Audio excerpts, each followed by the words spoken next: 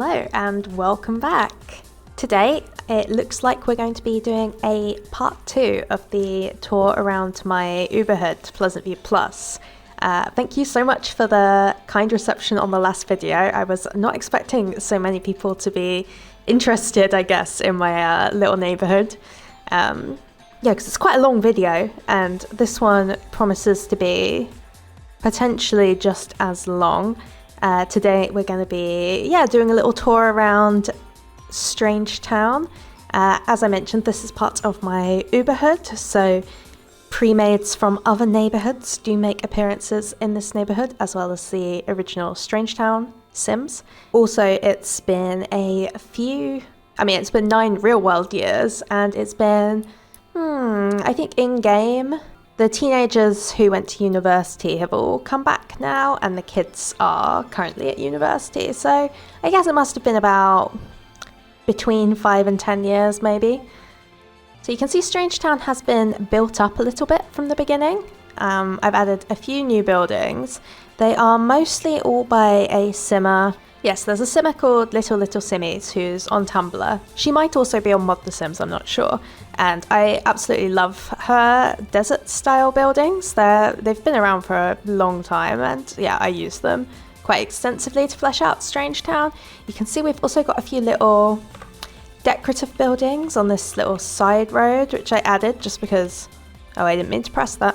I added these because, the neighborhood was starting to fill up, and I thought it would make the place feel a little bit more filled out. Because in real life, you wouldn't just have all the houses coming off the main road normally, but because it's quite hilly, there isn't that much space to add extra roads.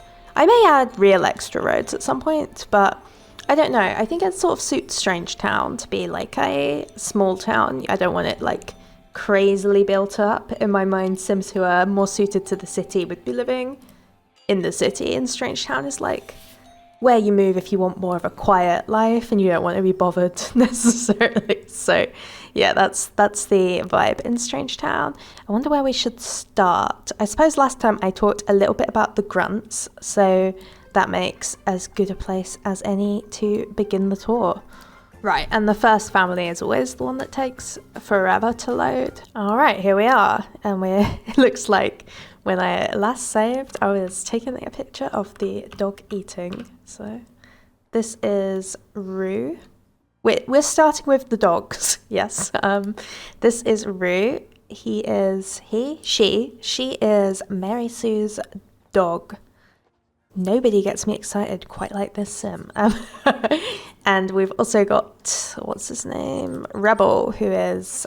Rebel is Buzz Grunt's dog, who he got after his sons went away to university. He still had Buck around, and Buck really wanted a dog. So, they got Rebel. So, Mary Sue and General Buzz Grunt. Quite a...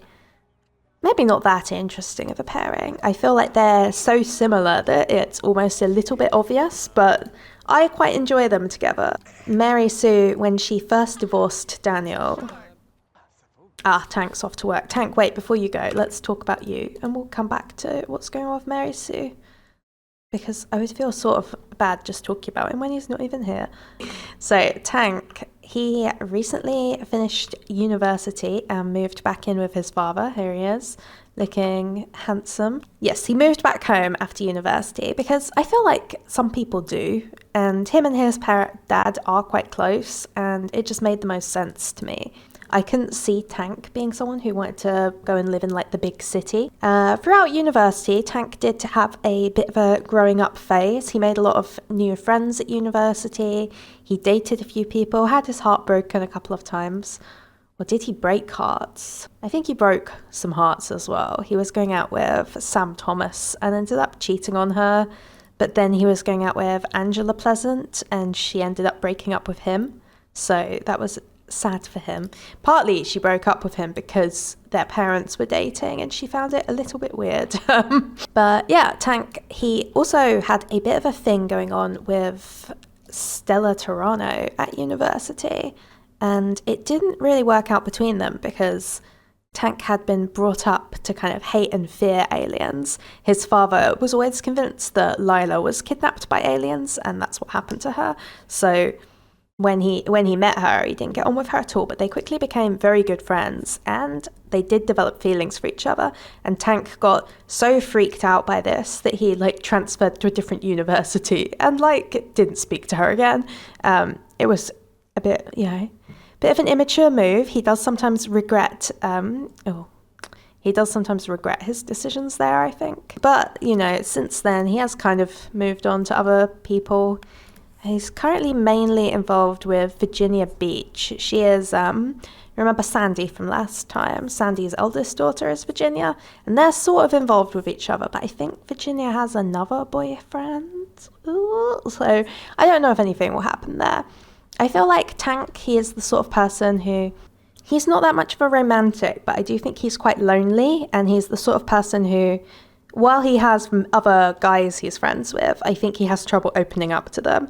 And I think having like a girlfriend would really kind of help him process. And it would also be a bit of encouragement to leave the nest because, he's quite comfortable living with his parents. And I think Buzz does like having him here. But it would be nice to see him kind of standing on his own 2 feet and fully doing his own thing. I didn't mention his job is in politics, which is interesting because the big local politician in Strangetown is Loste-Curious. Okay, he isn't actually friends with Lola in real life, but he is in the story. But is he even acquainted with her? Okay, it looks like they might not even be acquainted, but okay, in my mind, they are acquaintances, and he's like her, he was her campaign manager for a while, and whatever, okay, but so Tank ended up sort of like being a bit more pro-alien than Buzz might have liked, but Buzz has kind of come around in his old age. He isn't actually an elder yet, but he's only 1 day away, so you can see I have given him some wrinkles. I've given him hair that looks a little bit like he's starting to bald. He's still general, but he probably will retire once he hits old age. Him and Mary Sue, they got together. They were just friends for a very long time, actually. After Mary Sue first got divorced from Daniel, she got together with a townie called Trent for a while.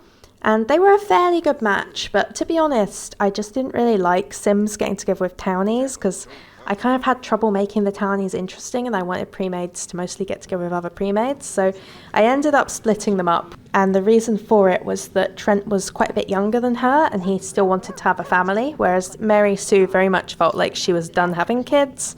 I think she kind of struggled with motherhood to an extent because, she had like a good relationship with Angela but not with Lilith originally, and I think perhaps having 2 kids, having twins, was something she found quite difficult, and maybe this is just my imagination, like Daniel might not have been around as much as she would have liked, so that was something that I think would have been quite difficult for Mary Sue because she always saw herself as more of a businesswoman and a career lady, and then having to put so much of that on hold for the kids I think was hard for her. And now that she's older, because she gets fired from her politics career, right? So now she is in business and doing really well, actually. She's a vice president. I imagine most Sims who work in the business career work at the Cap enterprises, the Caps from Veronaville all work in business. And I like treating it like they are like the main business people. So if you work in business, you probably work with them. That's just my imagination though. But she does have, Gonreal Cap is her friend and colleague. They hang out quite often, bring each other home from work. And she's also good friends with Elizabeth Asper, who is from the Strata Valley. Why won't the dog get in the bloody bath? Oh, I guess it doesn't matter. Oh, they've got a dog bath. Oh, while I was talking, Buzz went to work as well. I guess that's what that helicopter sound all was. Right, unlike Pleasant View, where everyone was just asleep, everyone here is ready for work. I was going to say, I think Mary Sue might be a little bit jealous that Tank is in politics and doing so well. And probably a little bit, she feels like having her boyfriend's son living here is cramping their style a little bit. I think while she does get on with Tank and she thinks he's a nice guy, she'd like to have it be their little love nest, just them and the dogs. It's funny how they have the same type of dog. I like to think this is one of the things that brought them together. Maybe they walked their dogs together.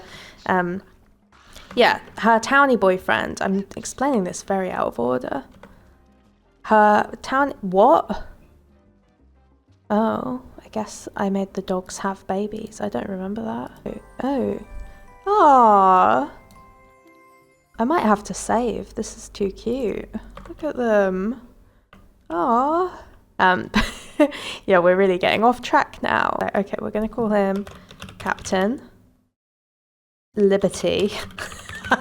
Liberty. And the other one. Right, Captain Liberty and Sierra. Right, we're really going off track. And I'm just gonna get a picture for my blog while we're here.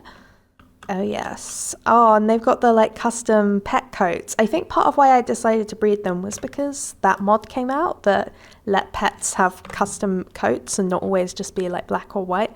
And oh, they're so adorable. This is getting so off track. Look at them though. Oh my goodness. Oh. Yes, so like I say, Mary Sue, she did not want more kids at her age. She wanted dogs. And it looks like that's what she's getting. And yes, this is meant to be the military base behind them, which does make it a bit weird that Buzz would like get the helicopter to work, but well, that's how it is. And I also want to say how much I like their house.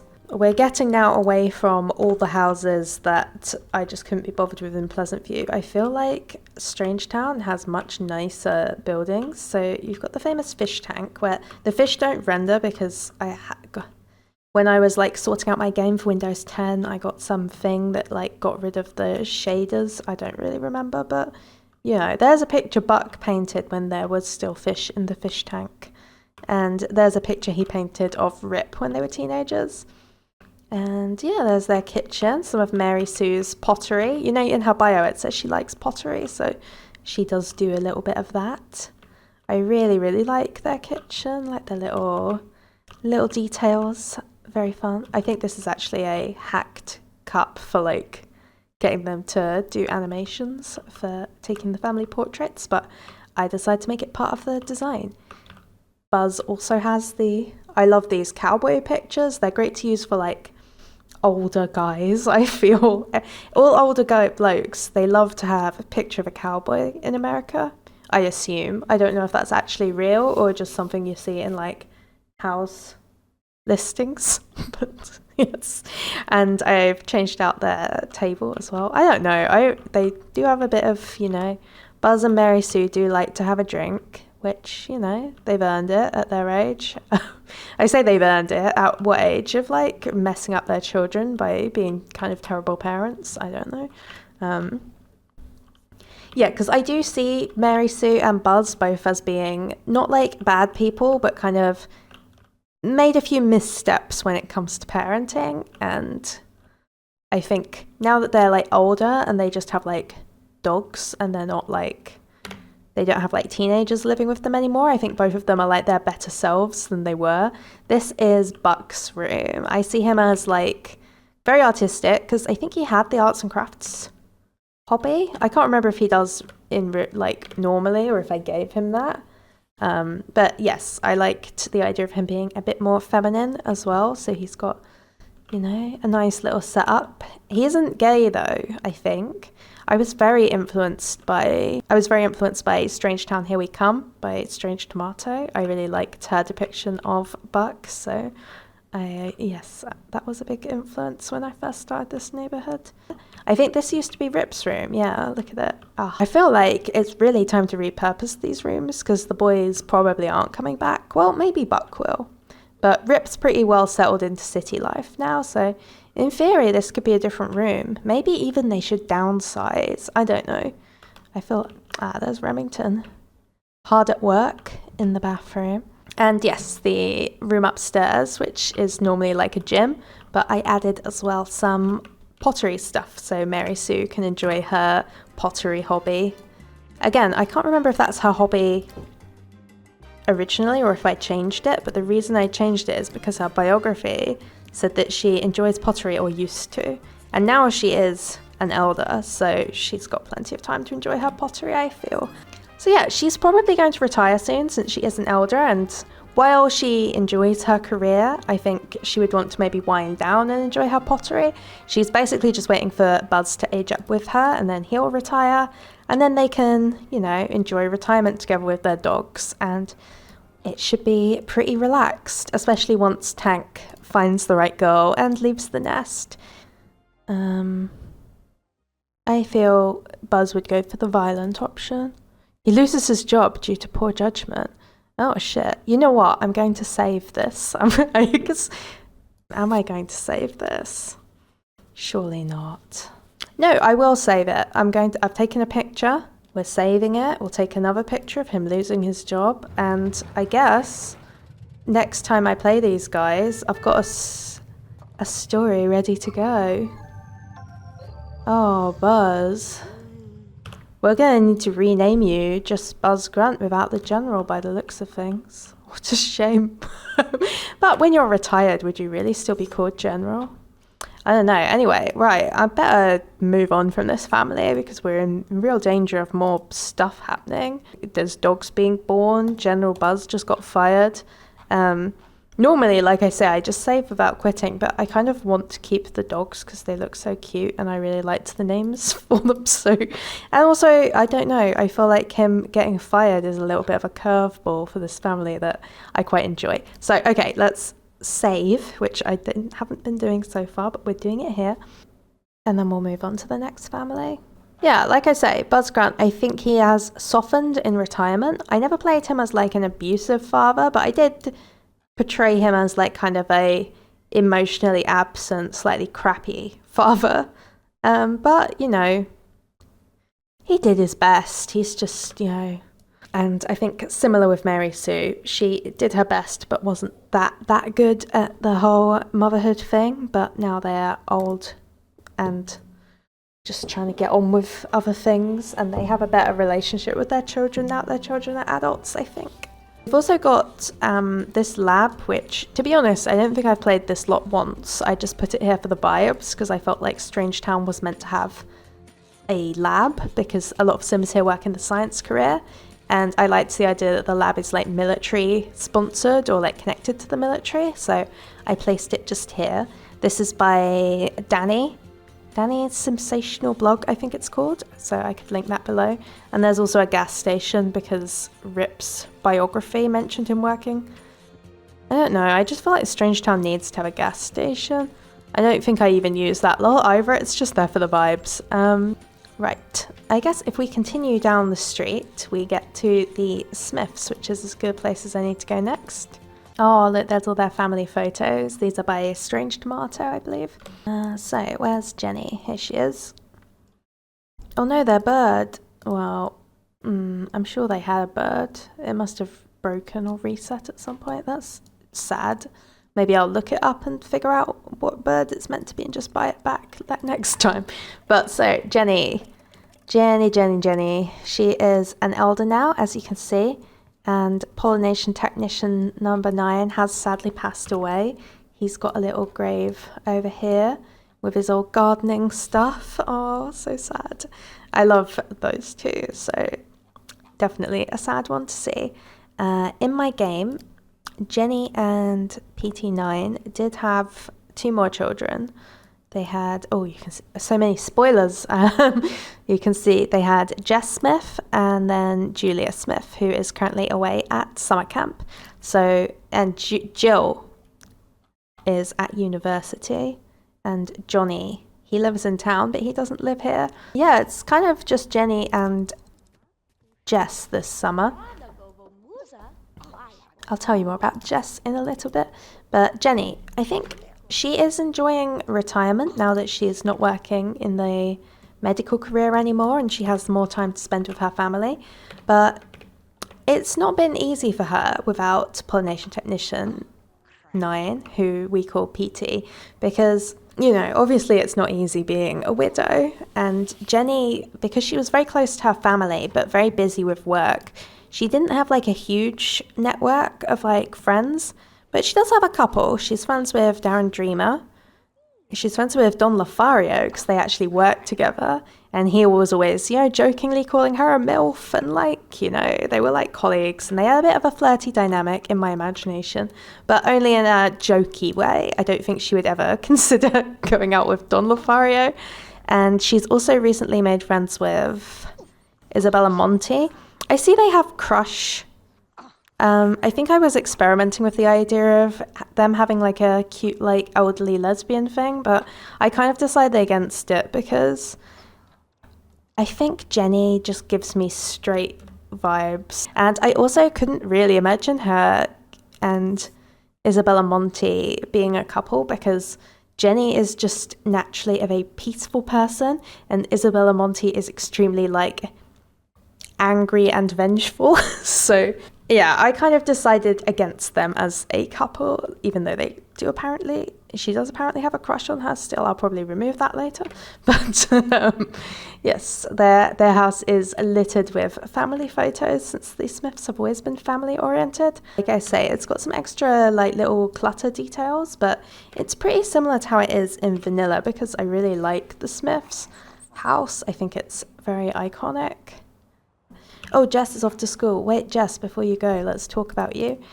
You might have seen earlier she was playing with her dollhouse, and that's because she has the childish trait. Yes, she's childish, a supernatural fan, a cat person, and eco-friendly. When Jess was a child and she first aged up into one, she grew up into the princess dress that I don't remember which pack that comes with, but it really gave me the vibe that she was really into like fantasy and dressing up.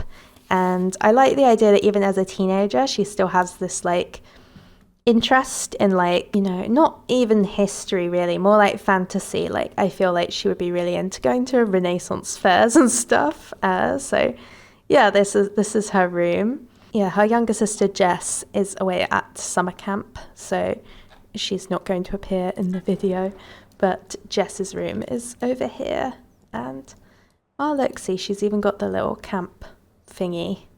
This is Jess. Julia is away at camp, and Julia was like a huge daddy's girl, so I think Julia really took Pollination Technician number 9's death quite hard. When she was a toddler, she grew up into like the little tropical dress.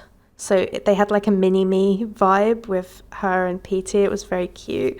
And I'm really sad that he's gone. But, you know, I think it's a good opportunity for Jenny to kind of get to stand on her own 2 feet a little bit and find out who she is on her own. Oh yes, and this is their dog, Judo. I felt like the Smiths should have a dog and it should be a retriever. And I think that also gives Jenny something to do.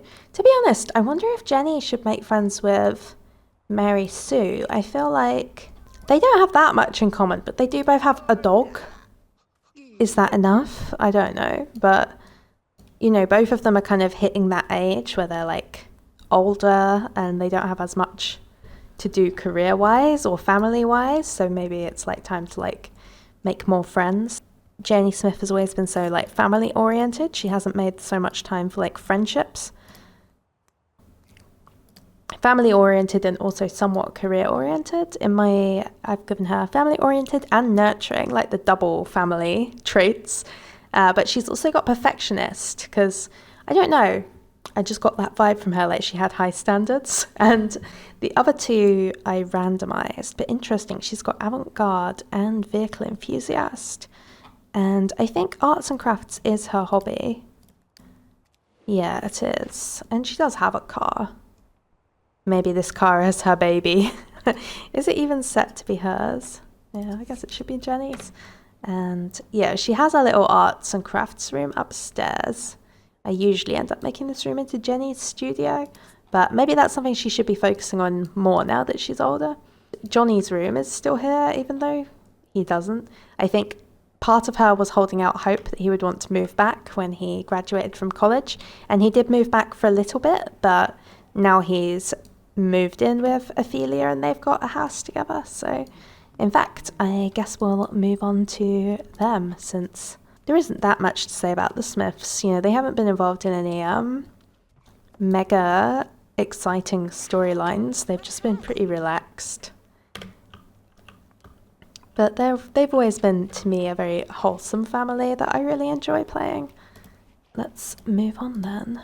I was going to do the Curiouses next, but since we've just done Jenny, I think perhaps it makes the most sense to next check in with her eldest son, Johnny. So as you can see, newlyweds Johnny and Ophelia are ready to start their life together, but in a town this strange, is trouble inevitable?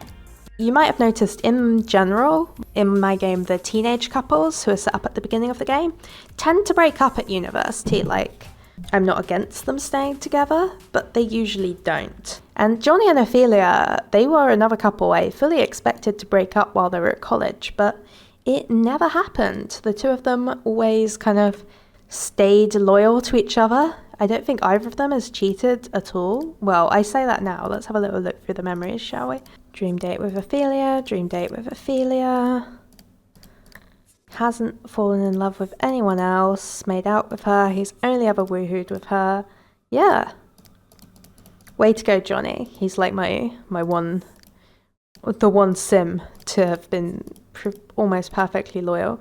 And same with Ophelia, she's never really been interested in anyone else, which is, yeah, interesting, because in previous saves I had with these two, they would quite often cheat on each other at college, or like, you know, she'd end up getting together with Ripp, and I feel like them staying together and then getting engaged is like non-standard for my gameplay, but it is how it worked out in this iteration.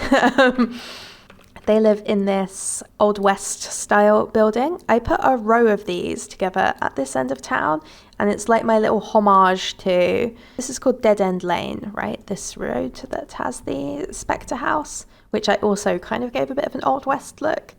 And in the PSP game, there's an Old West town that is part of Strangetown called Dead Tree. So this is like my reference to it. I like the idea this district of Strangetown is Dead Tree, and it's got the Olive's graves got moved here, and it's now the Mwenda Rest Garden. And yeah, we've got these like Old West style houses here, and this one is a starter house that Ophelia and Johnny moved into. Ophelia is just started out in the, what's it called? Not the natural science career. Ultimately, I originally wanted her to be either in law enforcement, since her lifetime want is to be Captain Hero, or maybe medical, but this was the one that came up in the paper that was paying the most, and I actually think I could see Ophelia doing biology. I think it could make a lot of sense for her. Meanwhile, Johnny is actually the one who went into law enforcement, which was not his lifetime want that he rolled was actually to reach his golden anniversary, which I think is quite cute, and maybe it factors into why I kept him and Ophelia together in this version, because his lifetime want was a real like hopeless romantic one, and that is also why I gave him a family secondary, because he had that lifetime want to reach his golden anniversary. So it was like his vibe was always just that he wanted to like get married and have kids with Ophelia. It's funny that most of his traits are gone. He's brave, family-oriented, and then what, I didn't bother to roll the rest? That's so weird. Ophelia doesn't have any traits at all, apparently. Whoops. They have a dog as well, and all of the dogs in this neighbourhood look so similar, I feel. What's their dog called? I think the dog was Ophelia's originally. Where is it? Ah, here he is. She. And her name is Nyx, who is the goddess of night, although I can't remember from what, like Greek mythology, I want to say. Let me show you a little bit of a tour of their house, because this one I decorated sort of recently, and I think it came out so cute. So you've got, look at this picture of Ophelia and Ripp hanging out when they were teenagers, very sweet. And here's their kind of living area. You've got this hallway where the phone is, and you've got this, yeah, they've got a little setup for the baby. They've got this fingerprint scanner, was a career reward from Johnny's work, because he's a cop. And Ophelia is also really into knitting, so she's got her little knitted thing there. It's like a modded thing, so it lets you like craft stuff, and I was able to like craft this with the knitting kit, which was really cool. And yeah, I don't know, I really like how colourful it is. It's got that like western boho kind of feeling, which I think really suits Ophelia. And Yeah, it sort of suits Johnny. I don't think he's the sort of person who would be that fussed about the interior design. His favourite colours are orange and blue though, so I did like work them in. And lucky, I mean, he's got the little sports signed shirt thing, so, and he's got his family photo. So I tried to add lots of signs of both of them around. So that's why there's also the soccer poster over here. And then, their dining table with this like eclectic set of chairs. I don't know. I really, really like the style. And admittedly, there's a few houses in Strangetown I decorated in this sort of style. I think I was really going through a phase, but I stand by it. I think it looks fantastic. Oh, these are their wedding pictures. Like, so cute. And also we have this calendar picture, which is again by Strange Tomato, who makes a lot of really nice Strangetown related stuff. She had a bit in her story where I think Johnny posed for a nude calendar while he was at uni, and I thought that was a fun idea, so I put it in my game as well. And upstairs, I think most of these rooms, yeah, I haven't, they are poor. I'm not playing these guys. I didn't like cheat to give them a load of money or anything, so they've only got a little bit, and they're still kind of getting everything together. So they've got this like little office here. And then their bedroom's a little more lively. They've got some curtains. They've got this picture. Ophelia painted this of Johnny when they were at college. They had like that purple wallpaper. Yeah, and then I really like the decorating choices, like these like warm woods and the like washed out colours, kind of hippie, I don't know, like I say, kind of like boho western. I really, really like it. The baby is in here, and this room is not really finished, but you know, you kind of get the vibe. And same with this little chess room. There isn't really anything in there. I think they just need logic skills, so I just donked it in the back. But they've got plenty of room to grow. Since Ophelia is a family sim and Johnny is a family secondary, I do predict them wanting more than just the one baby, so potentially these rooms in this room could all be bedrooms for another kid. Oh, and the baby. I didn't mention the baby's name. Sorry. The baby is called baby Jude. So because when they got married, Johnny decided to take Ophelia's name, and that's because Ophelia is the last of the Nigmos family. None of them, you know, her parents only had her and they both died. So I think Ophelia was quite attached to her last name and she wanted to keep it to kind of honour her parents. So Johnny took on her name because there's already loads of Smiths, and also Smith isn't even their like real last name. It was like a fake name, right? Because he's pollination technician number 9. So presumably that was just the name they adopted when they got married for like legal reasons. And I don't think Johnny would have as strong of an attachment to it. But to honour Johnny's family, they went with a J name, since there's like Jenny, Jill, Johnny, and then in my game there's also Julia and Jess. So when there was a boy, they called him Jude.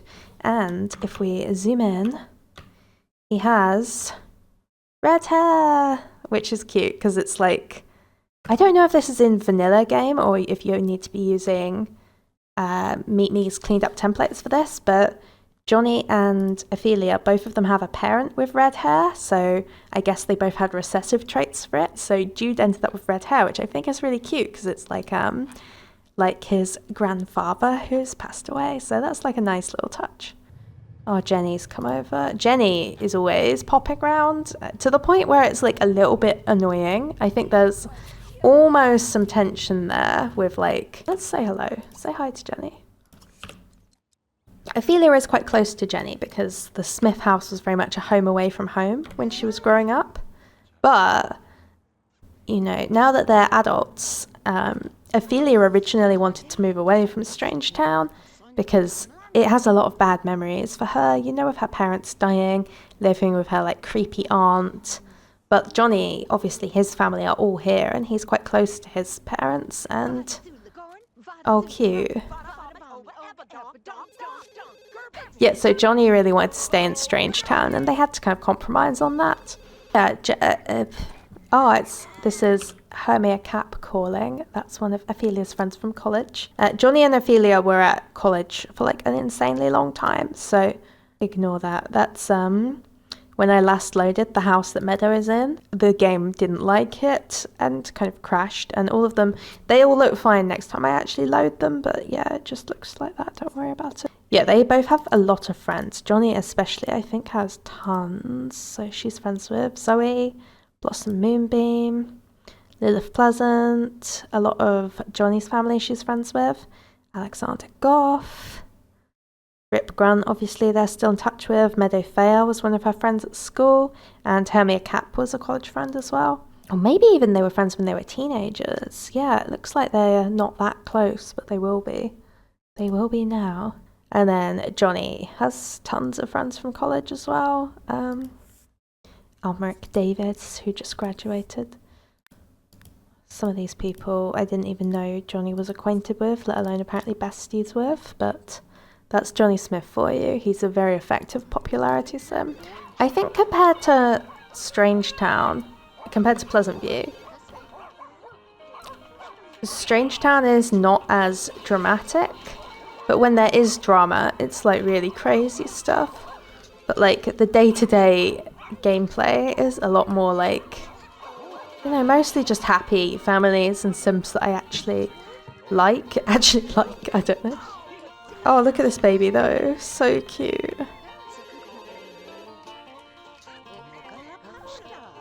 That's Johnny, Ophelia, and baby Jude. We'll come back to... No, I won't be saving. Even though it's cute having Jenny visit, I'm not going to save. And then just across the road from them, we've got the old Specter house, which was passed on to Nervous Subject after Olive died. So in my game, Nervous Subject is... I think he is still called Nervous Subject, but story-wise, he found out his real name when he was reunited with Olive.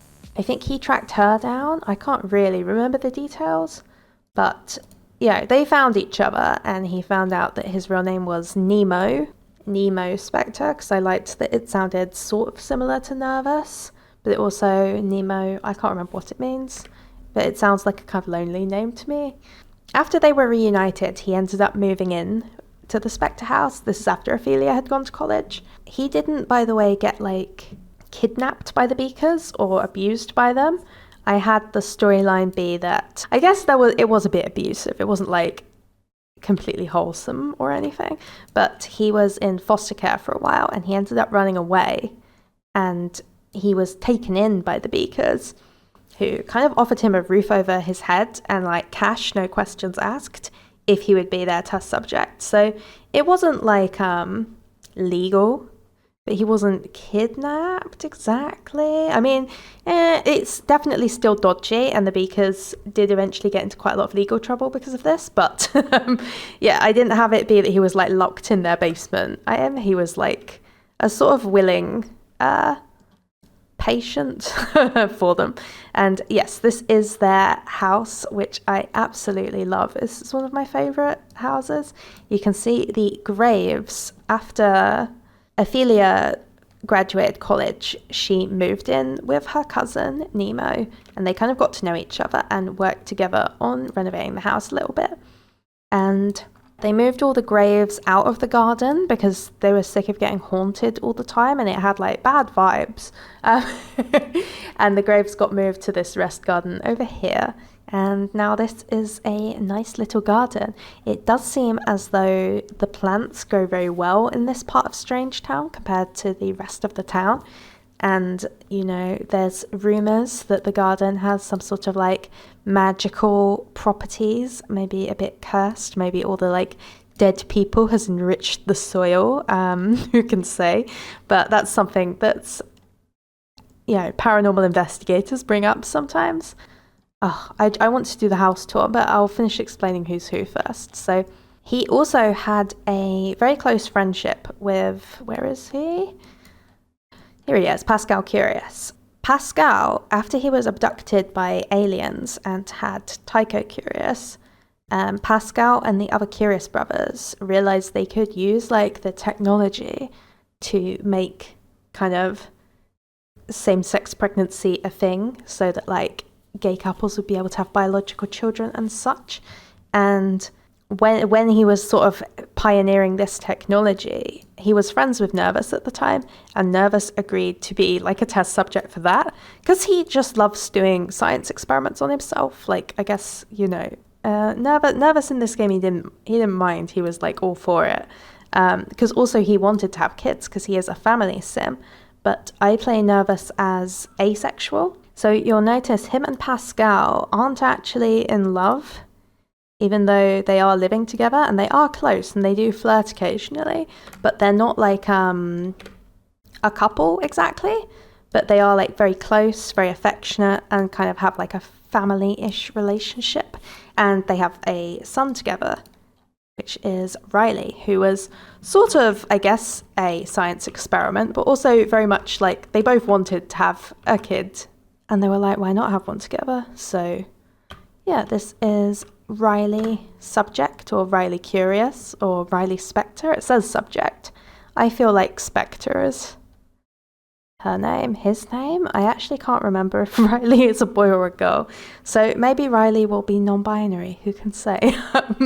And this is Tycho-Curious. He is Pascal's eldest son, who he gets abducted at the beginning of the game and has an alien son. They also have two pets, Zoe and Molly. I think both of them are Nervouses. Is that right? Yes. Nervous is like a big, before he had Riley especially, he was really into like adopting loads of animals because, again, he is a family sim and, you know, he has like a lot of love to give, but he is also a bit, you know, he has like a lot of like mental health difficulties. So for a while he wasn't sure if he would be able to like raise a child. And this was part of why Pascal ended up moving in, because also Pascal, it's like his kid too.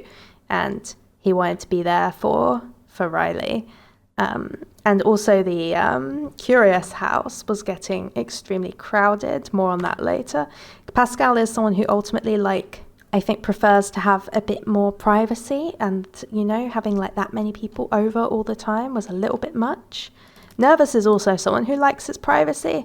To be honest, I think at times Pascal's like big family visiting frequently annoys Nervous a little bit, but yeah, they make it work, and he is quite good friends with Lazlo at this point. And yeah, look at their house though. Let's do a little fly through tour, because again, I really feel I popped off when I decorated this one. Like, I've shown so many ugly houses where I couldn't be bothered, but this one I like went for it, and I think it's just gorgeous. So there's their entryway, and they've got their little pet bed, leads when they take the pet for a walk, and like the cat scratching post. There's the ACR adjuster, which I guess I'll need to readjust since I'm not using ACR anymore. But look, I just think it's stunning. I tried to make it like a little bit gothic, like Western Gothic, Southern Gothic. I don't know if that really applies, but yeah, I don't know. I really enjoy this house.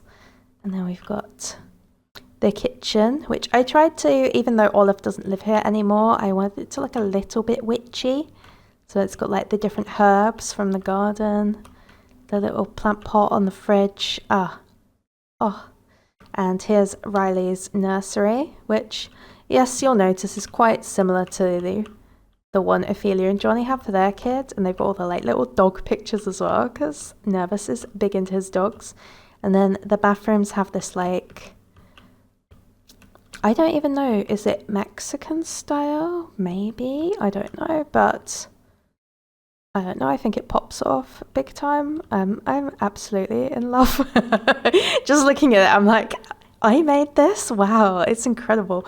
Maybe I need to calm down, it's not that good. And look, they've got a potted plant from the Curious house as well. And this is Tycho's room. It's, of course, it has to have a space theme. He did grow up into, wait, is he a knowledge sim? I think he might be, yeah, he's knowledge, but he's got pleasure sim vibes at the same time. I don't know what I mean by that, considering he's apparently super serious, but I think because he's so outgoing and so active, he isn't quite curious-like in some ways, even though he is very serious. And yeah, there's the rest of his room. Oh, and there's a little picture of him as a child. Cute. Right, and then moving on. Okay, this room's not doing so well. Oh yeah, I think Nervous worked in the the slacker career for a while. And then he was in the criminal career for a while as well, but now he's just in a stay-at-home dad, I want to say. I'll check. And yeah, this is the main living area. They've got the little skeletons since, you know, Pascal's a scientist. And again, even though Olive Specter doesn't live here anymore, she's passed away, I wanted to give it like kind of gothic elements because I think that's such an important part of the house. Yeah, I really like this house. And they've got their computer with the chair. I've always wanted one of these chairs that's like what they call like captain's chairs. I've always wanted one. And oh my god, I got jump scared by Remington there for a moment. There he is doing they've got a little hamster. One rat even. And then this room round here is Nervous and Pascal's room. And so again, like the gothic / sciencey elements are there somewhat. And yeah, Nervous, he's really into his music, and they've got the vanity. I don't know, I really, when I look at this house, I'm, like I say, just in love. I think definitely this was one of these houses where I wasn't that into them, and I wasn't sure where to go with them, but then I made over their house, and I was like, okay, now I like them, because they live in a pretty house. But yes, so that is the Specter / Curious house. Oh, they've just been paused the whole time. I'm so sorry. Let's see what you do. Yes, these bathroom things are actually bookcases, so I guess he's gonna take a book from there, which actually works out fine though. If he's gonna, are you gonna read that to Riley or just sit and read? Yeah, just sit and read. Okay, that's fine. That's fine. Oh, okay. Yeah, there they go. Like I say, they're not like a really spicy couple. They're like borderline not a couple. I guess we could call their relationship kind of queer platonic, because they do flirt and they are like sort of, yeah, raising children together. And they're very close. They just don't they don't have sex, but they do share a bed. So yeah, that's Nervous and Pascal. They have a quiet little home here. Let me talk a little bit more about Tycho. Tycho is, like I say, Pascal's kid he had with aliens. And what is going on with him? He's got a girlfriend, hasn't he? I think I talked about her a little. I talked about her. We met her, in fact, last episode. He's going out with Mimi from Pleasant View. He is also very close to this guy, Streetwise, who is his half brother. And I'll show the family tree again. Not half brother. Not half brother at all. They're not related at all. I forgot they weren't related. So Pascal's brother, Lazlo, has a girlfriend who isn't going to show up in the family tree. Maybe I can get her to if we jump to Loste-Curious. Yeah, so Penny Weiss's child, Street, and Tycho, they're not related, but they grew up together. So they like shared a room at the Curious house, and they kind of grew up like brothers, and I think I set them to be brothers, even though they're not. So they like recognize each other's family because they have that kind of close familial relationship. And when Pascal first wanted to move down here, he was really upset because him and Street have kind of always been together and always been kind of like brothers. But ultimately, he didn't mind because it did mean he was going to get his own room, and it did mean that, you know, he wouldn't be expected to help out with like 4 or 5 babies. You know, I guess there is one baby here as well, but, you know, it was going to be a little less hectic. He is an extremely outgoing guy. He's also made friends with Mia Broke recently, and I thought he was friends with Oliver Goth, but apparently not. They're not that close, but they probably will become quite good friends, I think. And him and Nervous, look at them gossiping about poor Penny. Him and Nervous get along well as well, although they're not best friends just yet. Tycho's still pretty far away from college. He's got 6 days to go as a teenager first. That's Stella Terrano. We'll see her later. She also has pets who seem to all be going along with her. Yes, that is the Specter house. Excuse me fawning so much over my own makeover. I was just really, really into it. Yeah, I wish my house looked like this. Although maybe it wouldn't really be. I feel like it wouldn't. It's not the sort of house that makes sense unless you live in the desert. But yes, let's move on, shall we? I think it only makes sense to next check in with the Curious family. So let's go. You can see this one is a lot. There's a lot of kids. Oh, here we go. All right, we'll catch up later. In part 1, I did get a few comments asking how my game doesn't crash all the time with so much custom content. And yeah, now you're seeing it does indeed crash. I think Pleasant View, because the houses are mostly like kind of lightly decorated, it isn't as bad. And then Strangetown, yeah, it crashes sometimes. I wouldn't be surprised if we didn't get another crash at some point. Hello, here we are ready to try again. It's the next day. It was really hot yesterday and I think maybe my computer was overheating and that led to the game crashing. Who knows, but we're gonna try again and we're gonna pray. We're gonna pray that it works. Right, it did crash here last time, so we'll see if that happens again before I get too into talking. Alright, I'm gonna be real, this household has crashed every single time I try to load it. I don't know why. Maybe it's some bad custom content. Maybe something's gone wrong with the lot. I tried loading some of the other lots just to check and it is just this house. So what I'm going to do, we're doing some live debugging now. I'm going to move them out of this house and replace it with a makeover of the lot I did like a while ago. The house, I don't think will be really losing anything of value. I don't remember it being like a super good house. I think it's kind of a bit of a hot mess, so yeah, I'm just gonna try taking them all out and see how we go. Not move. Oh, every so often I hit this button and I accidentally put the whole house in the lot bin and break all the neighborhood connections and have to restore from backup. That's happened to me too many times to count. Okay, so we're gonna just plop these guys in the sim bin. Ripped their personal belongings. Bulldoze. Put down this bad boy. Oh, it won't go in the right. Okay, fine, whatever. Put it here. They can't afford it. That's fine. You see, this is why I say I like cheat with money quite a bit, because who has the time? Anyway, let's see if this works.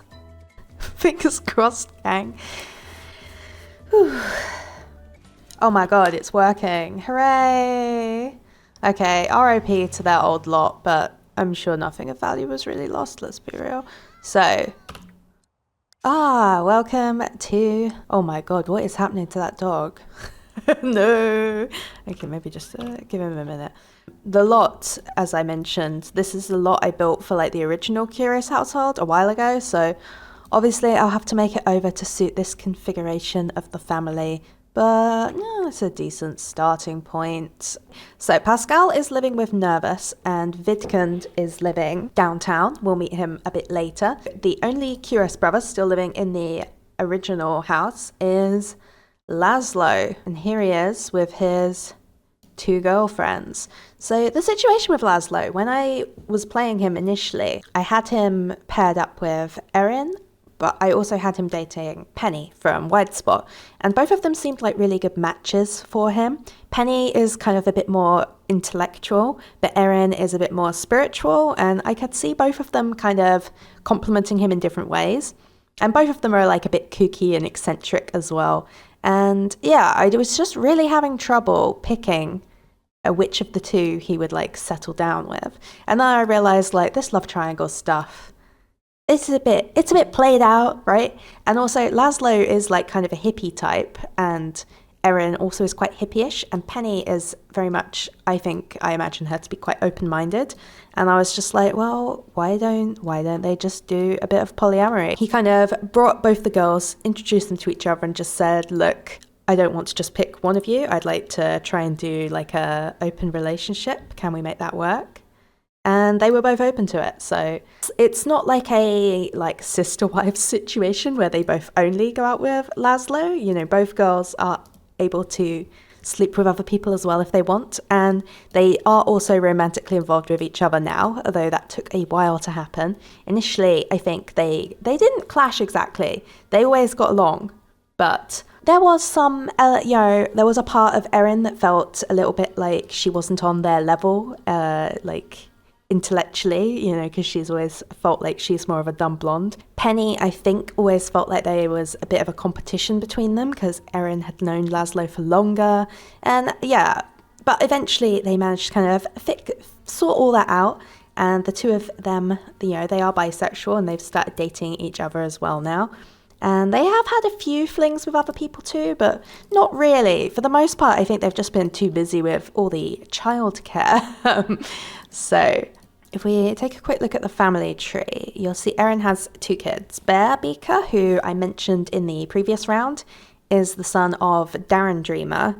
And then she also has Cosmo Beaker, who she is holding here. And he is Lazlo's son.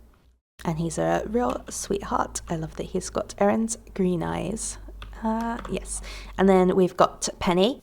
And she has this son, Streetwise, from her previous relationship in Wide Spot with Rhett Hart, who we also met last round. And she has the locked want to get married to Lazlo. The 3 of them aren't married, but I would be interested in experimenting with doing a polyamorous marriage hack. That could be interesting. And they're pretty committed and they've all lived together for quite a long time now, so that could be really interesting to try. Penny also more recently had 2 twins with Lazlo, and they're called Lovelace. That's after Ada Lovelace, the programmer. And the other one Lazlo is holding, and that is Kepler-Curious. Oh, look at him with his cute little eyes. Anyway, so that is the family. Lots and lots of kids, 5 in total. And they've also got a cat who is, I want to say, was Erin's cat originally, and she brought him from her previous place. And we've got Sirius, who is Lazlo's dog. And yeah, the family all gets along very well. I have played households like this before where it was like drama central, but these guys have been pretty stable, pretty well put together. They have got free will on, right? Yep.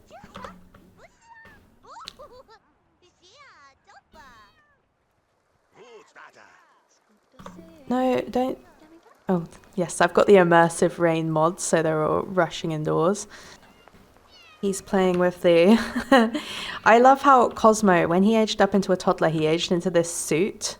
And I was just like, wow, the style. And so the kind of thing Erin would put her son in, I feel. Wait, is Lazlo going to work?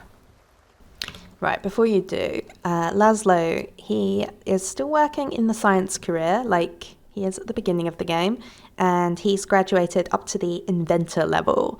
And I think that's quite a good place for Lazlo. He's not really focused on kind of furthering himself in the career past this, because he's kind of got his hands full with all the kids, and they've got enough money, they're fine. But yeah, he's still working in science because that is his passion, and I think inventor makes a lot of sense for him as a place on their career, so we'll probably keep that as it is. He's friends with his sister, he's friends with Ophelia. Okay, he had something with this garden club person. Obviously he's friends with Nervous, who lives just down the street. Darren Dreamer, apparently, which that's good since Bear is Darren's son. Crystal Vu, they didn't work out romantically. Allegra Gori, I forgot he flirted with her a little bit last time as well. Yeah, just good set of friends. He's friends with Kent Cap, who lives in this neighbourhood as well. He's down the hill somewhere. We'll get to him later. And then we've also got Erin, who, as you can see, she briefly had a thing with Nervous Subject, but I don't know. I didn't really like it with them, and I decided I wanted Nervous to be like gay or maybe like asexual gay. So yeah, it didn't really work out with them. I think Erin was very, very loving, and it kind of weirded Nervous out a little bit because he's more of a, not exactly reserved, but he isn't really the affectionate type, and it kind of, he felt a bit suffocated by it. And she also had a fling with Chloe Curious. I forgot about that.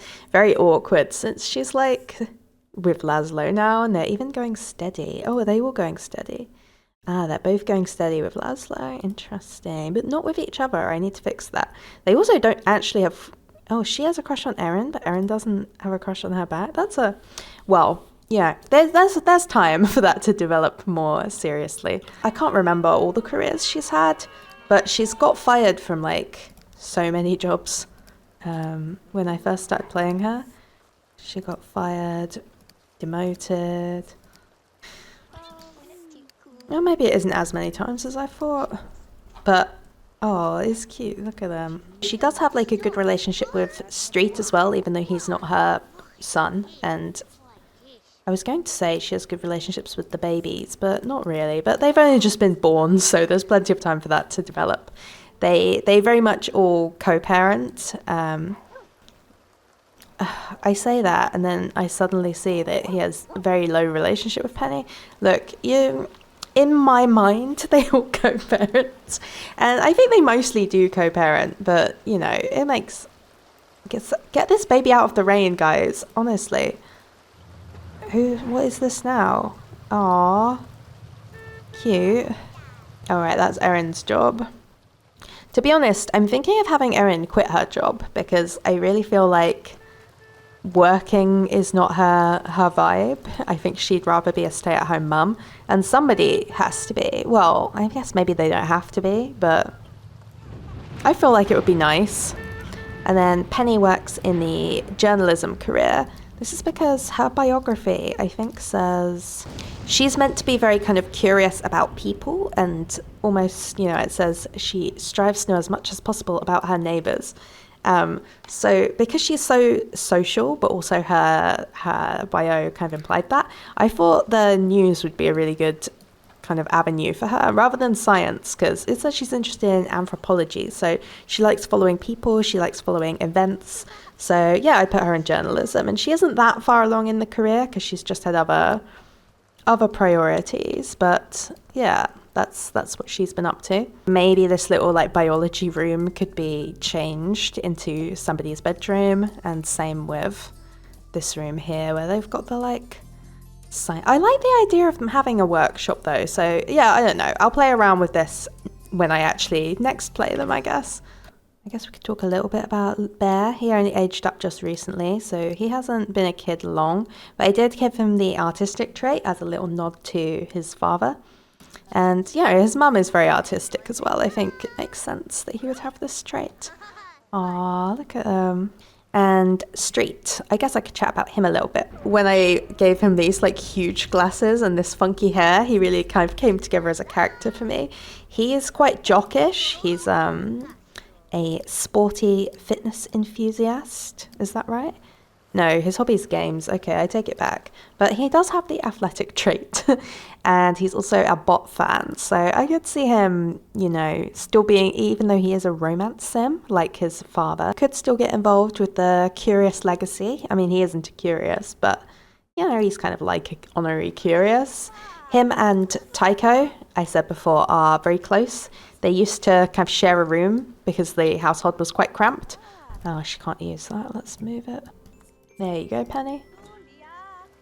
I'm really curious to see how the babies look, because Penny has like very, very strong facial features, you know, and I'm interested, you know, very alien looking, and so I'm quite interested to see how her and Lazlo's genetics blend, because Lazlo has quite a like soft features, so it would be really cool if we get a kind of slightly less over the top, like less cartoony looking, but still like with some of Penny's qualities. I think that could be cool. I love this kitchen for them. And they've got the smart milk ready to go. Very nice. Yeah. Okay. Oh, brilliant. She's finally learned to be non-destructive. I think this family I will save just because I've had to put them back in their place. But yes, I'll have to figure out who's sleeping in which bedroom and how the house is actually going to be laid out, because we're going to need 1, 2, 3, 4, and then maybe these two could share a nursery. I don't know. Yeah, I'll look into this and decide how to do it. I think maybe nursery's downstairs, because then the fridge is there, and then Street could have this room, maybe. Nice to catch up with these guys, and we'll move on to the next house. Hopefully the era of things crashing has come to an end. Okay, so out of the, again, I keep saying OG families. The other one, I guess, next that makes the most sense would be the Beakers. This is kind of a weird one, though. Although Loki is in the picture, story-wise, he has just been arrested, and I'm going to make a jail and play like a jail round next time. But I haven't got round to actually moving him out and setting that up yet. So here he is. But, trust me, he's going to jail. Story-wise, he isn't even meant to be here at all. In fact, maybe we should just delete him. But, yes, so he has the mean-spirited, genius, nurturing, evil, and eccentric traits, which is quite a weird little blend. This is a makeover of their house I did. You can get it on Tumblr. I gave them like a really evil holding room for Nervous, even though that's not part of the story I've done. So we just mostly ignore that. Oh, and this is funny. They've got a parrot, but the parrot is called like Subject 202, and the idea is they're like going to dissect it later. So if you're wondering where Cersei is, well, we'll have to explain the backstory. So Nervous and Cersei, Loki and Cersei. They had Nervous as their test subject. And, it was sort of not great, but kind of not evil too much. But then Loki got abducted by aliens and gave birth to a daughter, Testy Beaker, as they named her. And Testy became their new test subject. They wanted to learn everything there was to know about aliens, and they kept her, I guess, down here. It looked different back then, but yeah, they kept her kind of locked away for like a lot of her childhood. This was after Nervous moved out, because I think they were they were quite pleased to have him not here anymore, because they'd got a new, better test subject who they'd be able to, they sort of saw her as almost something they owned because she came from Loki, so it was like, okay.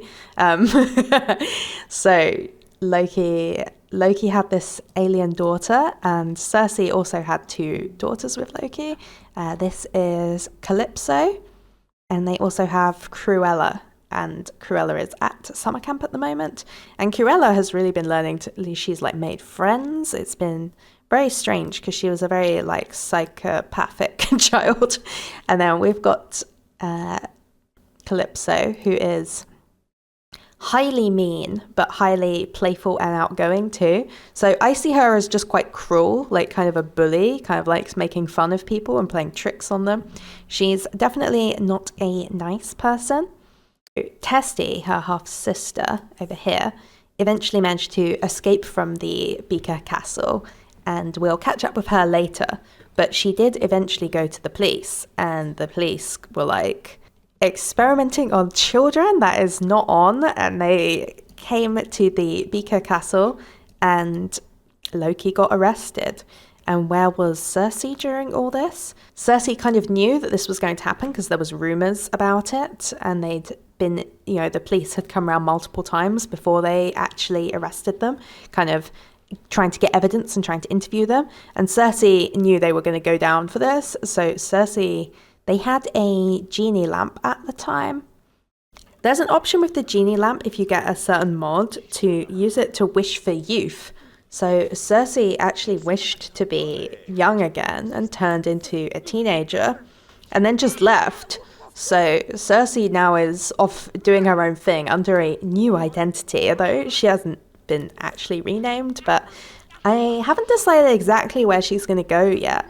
I've wondered about putting her downtown, maybe even just having her be a downtownie for a bit. Yeah, I'm not sure. I could also see her perhaps joining the little downtown like squat warehouse place, but I don't know. I feel like Cersei maybe could come up with a better living situation than that, even if she is like disguised as a teenager. I don't know if she'll end up going out with other teens or what. It's going to be a very weird situation, but she basically left Loki to take the fall and just ran away.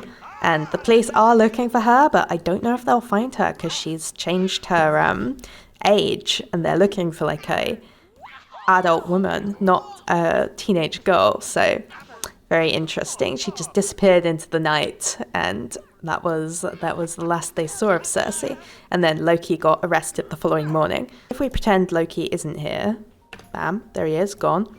It's now just Calypso in the house. I mean, Cruella would be coming back from summer camp as well. I haven't decided yet, because I just sort of left it after Loki got arrested, so I can kind of, when I next come to them, I can make up my mind.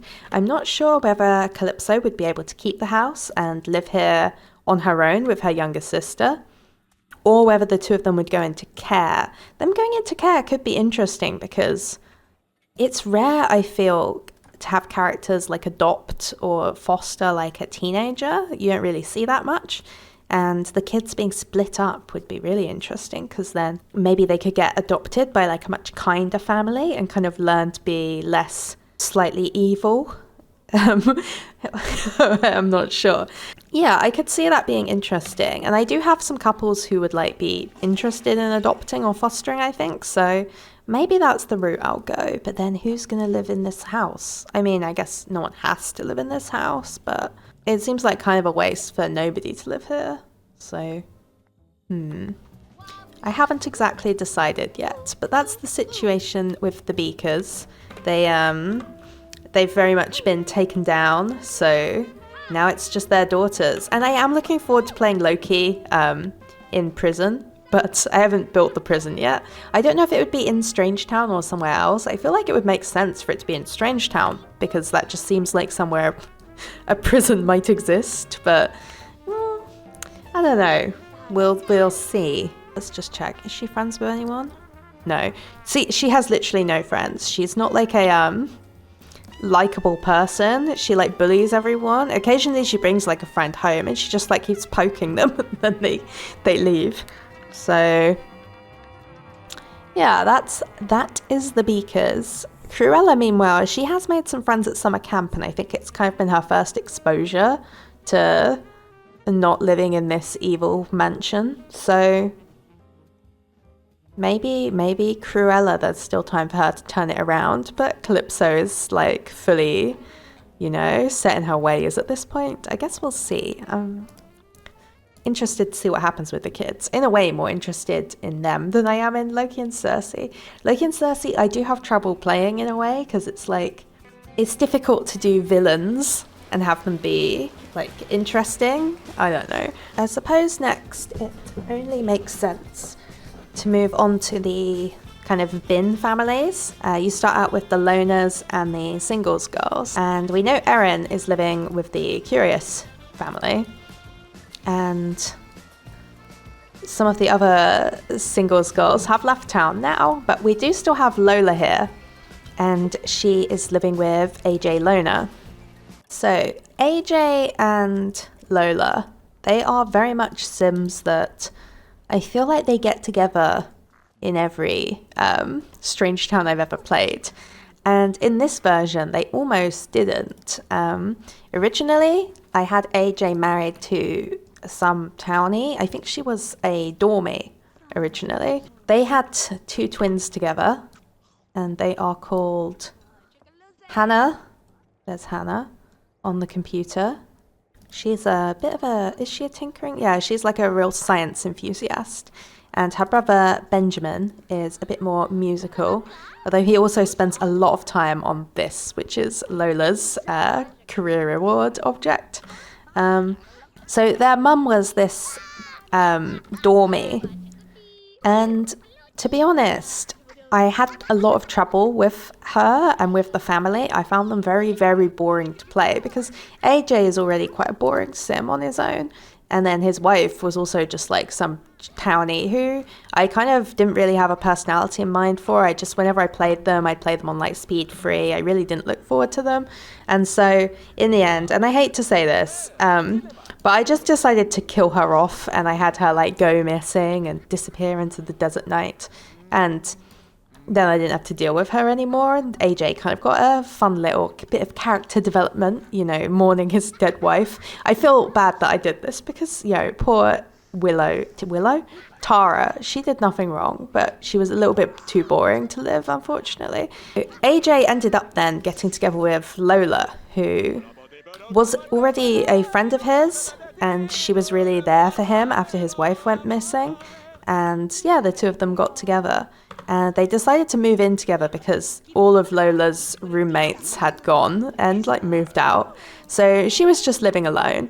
And at the same time, she met Testy Beaker, who was a runaway child she met on a community lot. And Testy became very attached to Lola very quickly because, you know, she'd never seen someone who looked like her before with like the green skin. What's wrong with you, Benjamin? This might be because I removed ACR. Does he not like his dad remarrying, maybe? I don't know. Well, your mum's dead, kid. Sorry. There she is, Tara Lona. Yes, but anyway, AJ and Lola. I wasn't sure if I wanted them to get together, but it ended up happening, so I've just kind of rolled with it. Lola and AJ are both very high-powered career people. He is in the science career, working as a scholar, and she is a senator. So they've got this rather fancy house, and well, it's fancy to me. I built this one myself. It's not actually a... Did I build it myself? I'm suddenly doubting whether I did or not. Yeah, I don't know. I think I did. And I really like their living area. It's... Yeah, sure, Benjamin's available to talk. It's not exactly my style, but I do think it really suits them. Lola is a music hobbyist, so she plays bass, and this is her little corner. I also imagine her being a real, like, snob who's super into, like, expensive vinyl.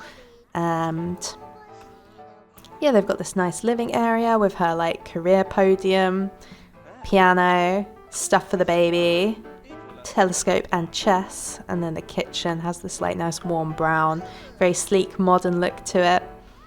What's going on in here? Oh yeah, this is the bathroom, just quite normal. They've got the garage, which, yes, it's got some cheat objects, and I think one of the kids is into music and dance, so I got the ballet bar and put it in here. We've got the... I don't know why they even have... Oh, I think this used to be Chloe's, because she worked in the slacker career, so Lola had it from back then. And yeah, that's their main hangout. Let me...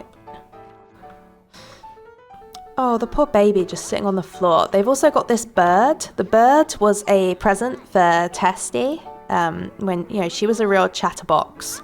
And when Lola decided to officially foster her, she fostered her at first, and now I think she has adopted her formally. But yeah, Testy was very, very chatty, and Lola wasn't always home. So she got her a little bird to keep her company, and yeah, she's obsessed with that bird. Through here, we can see this is Testy's room.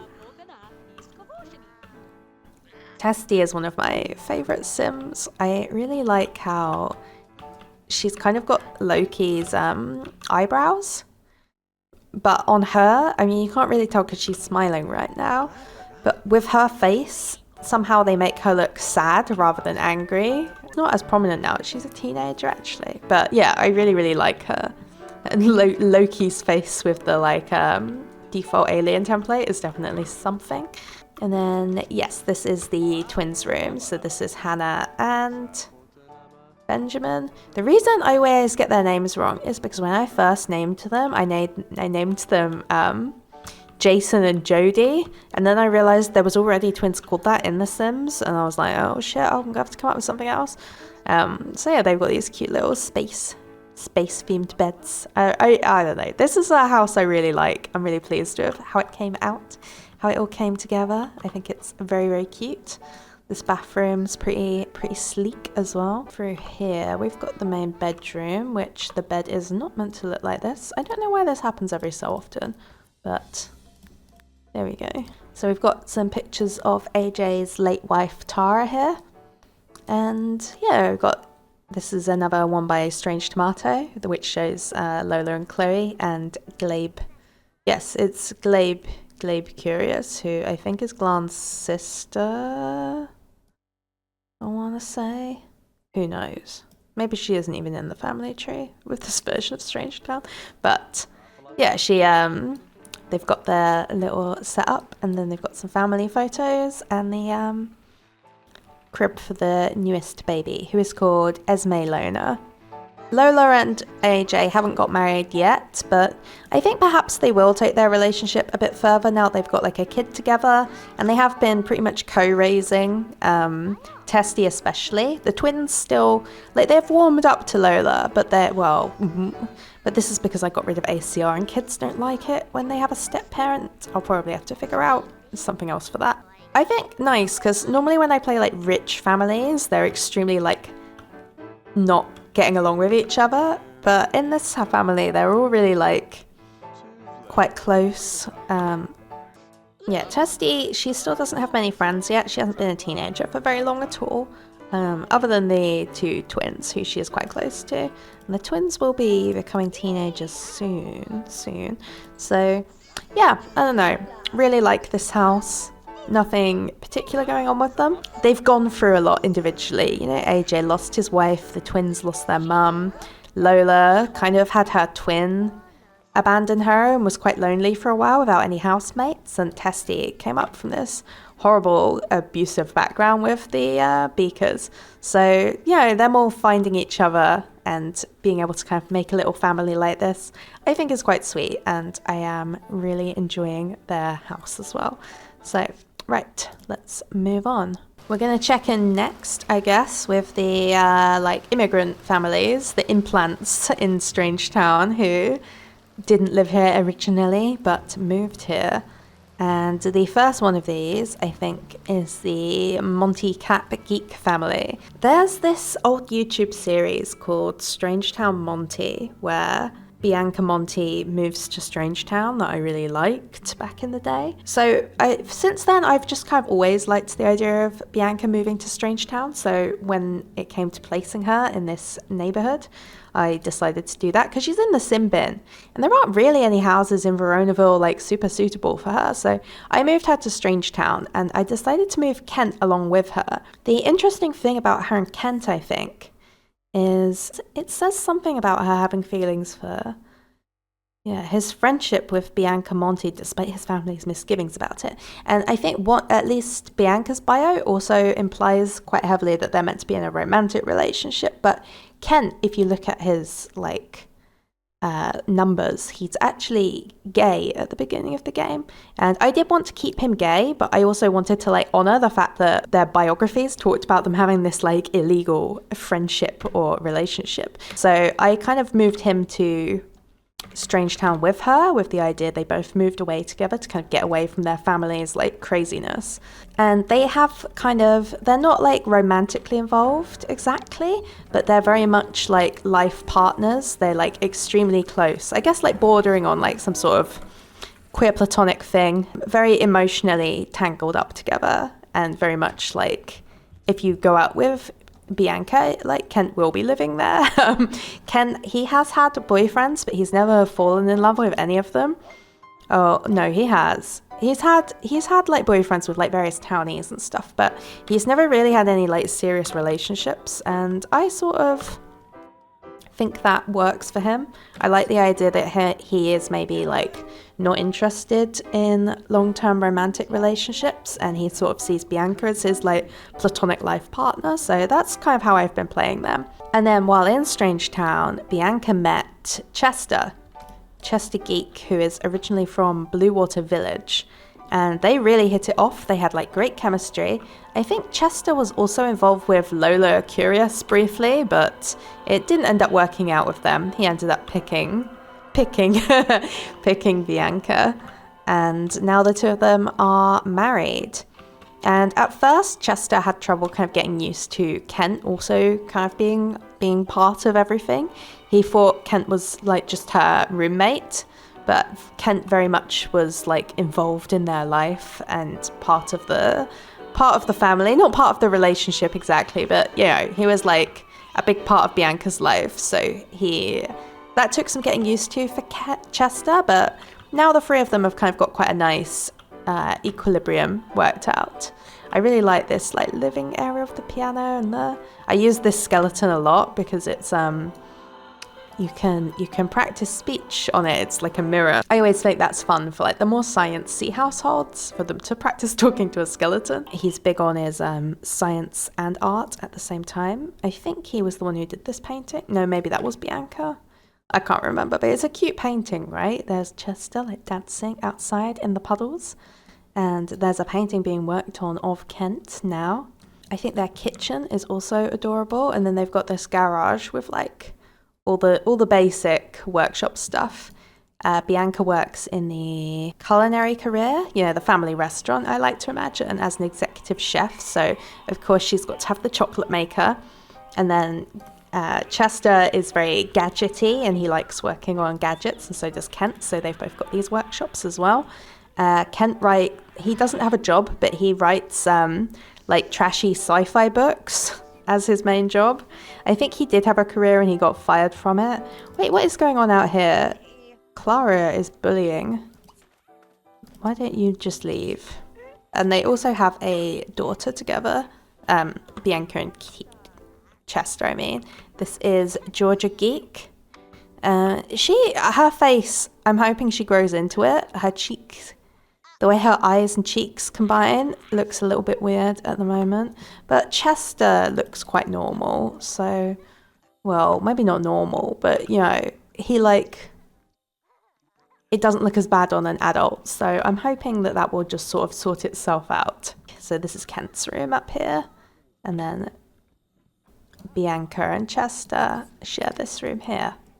And it's got his like little nerdy elements, but it's also quite colourful and a little bit girly. And it's got a ballet bar. I can't remember who's into ballet, but yeah, that's the setup. And they've got this cute little nursery for Georgia. And then, yeah, I really like this house. This is another one by Little Simmies, I believe. I have been playing quite a lot with the Monty-Capp feud. Is very much ongoing, but Bianca and Kent really kind of want to stay uninvolved from all their family business.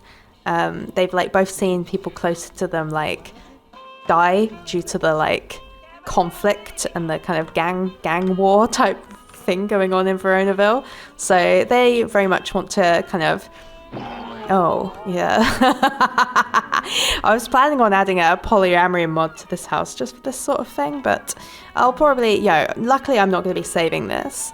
Normally they can flirt and it doesn't really matter, but of course because I just got rid of ACR, all my like jealousy settings are all messed up to fuck, so yeah, don't worry, that's not canon. Normally I think Bianca would be fine with that. Kent and Chester have had the occasional flirt, and I don't think Bianca would mind because she sees both of them as like, they both are like partners to her in different ways, but they are both close to her. So yeah, I don't know. I don't think we're not going to save that happening. And yeah, that is the family. Like I said, Bianca very much doesn't want to get involved with any of the family drama and feuds. She just wants to keep her little family, which is Kent and Chester, and also her daughter Georgia. She doesn't want Georgia growing up around all the kind of family violence and stuff. So I imagine she does commute to Veronaville. She does work at the family restaurant, but I don't think that she spends that much time. Amazing that these two have just completely like, wow, okay. And without ACR as well, which is interesting. I'm so annoyed. This is something I've been wanting to happen in this house, but haven't. Yeah, because I'd like them to kind of have like more of a explicitly polyamorous thing happening, but it's a little bit more fuzzy in this house, especially because Kent is gay, and him and Bianca's relationship, it's not like traditional, I guess. Like, it's not quite platonic, but it's not really like romantic either, and it's definitely not sexual. So yeah, that is this household. And let's move on to the next one. So another recent move to Strangetown, now that the college pre-mades are kind of starting to grow up and leave college. I've been trying to figure out where to put them all, and a lot of them have moved downtown because, you know, when you leave college, I feel like you don't always want to move to some suburb in the middle of nowhere. Normally you want to live in the city first for like career reasons, if nothing else. But I don't want all of them in downtown, so I've tried to move like at least a few of them to other places as well. So we had the Bear family in Pleasant View, and I've moved Martin Ruben here to Strangetown. He is one of the pre-mades from Sim State University, and he's meant to be like the kind of nerdy, shy guy. Come on, I hate how the beds do this when you reset the game. Yeah, now he's living in Strangetown, and his lifetime want was to become a mad scientist. So, of course, when he got to Strangetown, it was so that he could work at the lab. I changed my fade settings to try and improve, like, the stability of the game, so you can't see all the way to the lab from here, I think. Yeah, it gets cut off. Yeah, so he went to work at the lab here, but very sadly, after his very first day, he got fired. And so it was like he was following his dream. He'd moved to Strangetown. He'd started working at like a company he really admired. And then it just all blew up, and he did not manage to make it in science like he hoped. But he picked up a new job, and it was in, well, he did education first, but then he switched over to game development. I mentioned this game development career. It's originally from the Life Stories, like, not expansion pack, side pack. So yeah, he started working in game development, and it actually ended up being quite a good fit for him. When he was at college, him and Jane Stacks were involved for a while, but then he broke up with her to go out with Heather Huffington. But he kind of, because he wasn't that good at inferring kind of that Heather was a non-monogamous sim, he kind of thought once things got serious with them, she would like commit just to him. And he proposed to her, and she was like horrified and turned him down. He ended university not really going out with anyone, but more recently he did start dating this girl Sadie Wilkie, who is an NPC from Wide Spots that, I don't know, I ended up making her playable partly just flesh out the university and have a few more playables there. And the two of them had quite good chemistry and hit it off, and they've been seeing each other, and it's been quite cute. You can see he's also playing on the Sinclair Spectrum that Catsco has one of these too. And I do adore his house.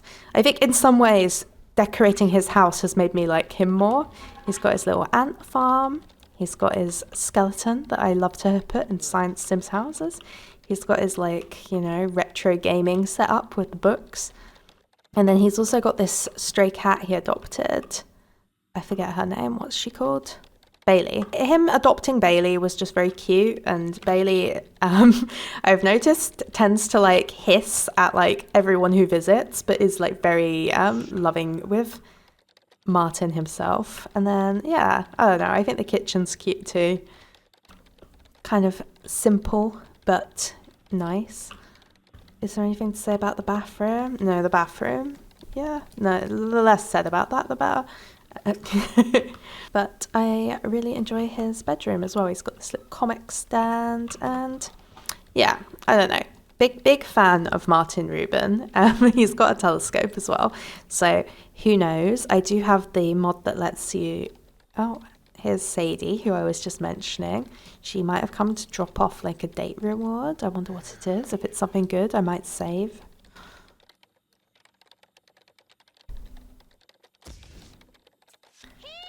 Oh, okay. It's the Easter egg. Well, it's the wrong season completely for that, Sadie. It's fall, but never mind. I like the spirit. They have quite a fun dynamic because Sadie is very like sporty and more of a jock, and then he's more of a nerd, and he's like got a bit of a complex about girls like bullying him. I think his biography says that he tries to avoid the sorority girls. So now he is romantically involved yet again with a sorority girl. So we'll see how it works out for him. I could actually see them lasting longer, but he also has these like unresolved feelings for Jane Stacks, and recently I've seen them like flirting on Community lots on and off. So maybe something will happen with them and they'll get back together. I'm not sure. But that is Andrew Martin. He has a few other friends, obviously Allegra Gori, who he was roommates with in college, he's very close to. And he also made friends with Stell Terrano, who is a neighbour of his, and Sam Thomas. And this downtownie called Jeffrey Custer in my game. He brought him home from work and they became like very good friends. They might even make Jeffrey playable at some point because I just quite like him. But that is... I keep calling him Andrew Martin. It's Martin Ruben. Andrew Martin's a completely different sim. Martin Ruben from college. Funnily, I think his older brother is still at college, even though probably they should have graduated at the same time. I don't know if they're meant to be... I can't remember which one's meant to be the older brother, but probably I need to hurry up and graduate Joshua soon, but I've kind of been putting it off. Yeah, so let's move on to the next house. Right, so next we have the Vonderstein Terrano couple. These are a pair of newlyweds, and both of them are originally from La Fiesta Tech. They found each other quite late at college. Originally, Stella was involved with Tank Grunt, and it didn't really work out, and she got her heart a little bit broken. Similarly, Clara Vonderstein, she originally had a thing for... Oh god, what the hell is this? I think I downloaded a default replacement of the medical career object, and now I can't find the old one, and this one really creeps me out, but I can't remember where it is in my downloads, so I've been stuck with it. Hopefully I can get rid of it soon. Yeah, Clara was in love with her roommate, Blossom Moonbeam, but then Blossom went off to go found this like little commune, and again it didn't really work out. So these two, Stella and Clara, found each other in senior year of college, and they were a bit of an opposites attract type thing, because Clara really likes to keep to herself, and she's very serious, and then Stella is very much more of a ray of sunshine type, and no, she's actually very shy, but she's very like sweet and nice, and she was quite forward in their relationship. So yeah, they ended up getting together, and it's been interesting trying to unite their aesthetics, because Clara has this like very serious kind of black aesthetic, and then Stella is like quite cutesy, she likes pink. So I tried to kind of combine their vibes. It's really more like these rooms are Stella-esque, and this room is more Clara-esque. But yeah, I do think their house has come out quite cute so far. I haven't been cheating with these two though, so they're still trying to earn enough money to kind of finish customizing it. I'm not entirely happy with Stella's makeover. I think I ended up putting her in this, but I really feel that she should be in a pink dress like she was at the beginning of college. So at some point I'm gonna change it, hopefully. Maybe I could now. Let's have a little look. Right, while I'm waiting for this to load and potentially crash my game, I will say I really like the idea of these two ultimately opening like a little coffee shop / bakery together, because Clara's biography mentions her being like a huge like coffee person, and Stella's mentions that she really likes cookies. So I just feel like them opening a little coffee shop could be a really cute way to tie that together. And also Strangetown doesn't have like many lots. It's like... Oh, this one maybe is a bit too sexy for her. Let's see. Is there anything a bit more like cute that I have? There we go. Somehow that just feels much more Stella to me.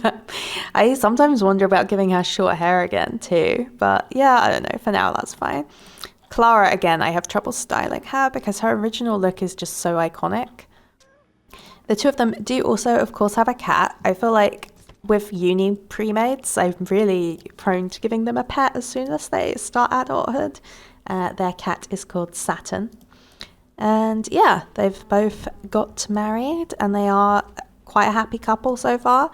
You know, obviously they've still got a lot of life to navigate together and figure out, but they're very, very in love and I think very cute together. I like how their aesthetics kind of combine. You've got the kind of girly girl and the more like hipster-esque kind of, I wouldn't really call Clara butch, but she's got like a cool vibe. Yeah, but they are very affectionate and very in love, so hopefully things continue to go well for them. Clara is currently working in the journalism career, but I do really want her working for the SCIA because I think she looks like a spy. She just always gave me like spy vibes, so that's something I'd like to do possibly. And then Stella is working in the medical career, which I think works for her. But, you know, who knows? If they open this bakery together, maybe they won't be working anyway. Or maybe that's something they'll do when they're retired. I'm not exactly sure, but there's so long to go until they retire, so who knows? And maybe they'll adopt a kid. Maybe they could adopt Cruella, who can say? It could be cute, but I'd like to give them a little bit more time to enjoy young adulthood before they start adopting kids. I'm undecided if I want female aliens to be able to like procreate with the same sex. Like maybe that would be fun. I do think they both have really good faces, so it might be nice. So maybe I'll make it so they can have biological kids. I'm not exactly sure. Oh, look at Clara spying on the neighbours. See, she's got spy vibes. She's like John Mole, but a girl.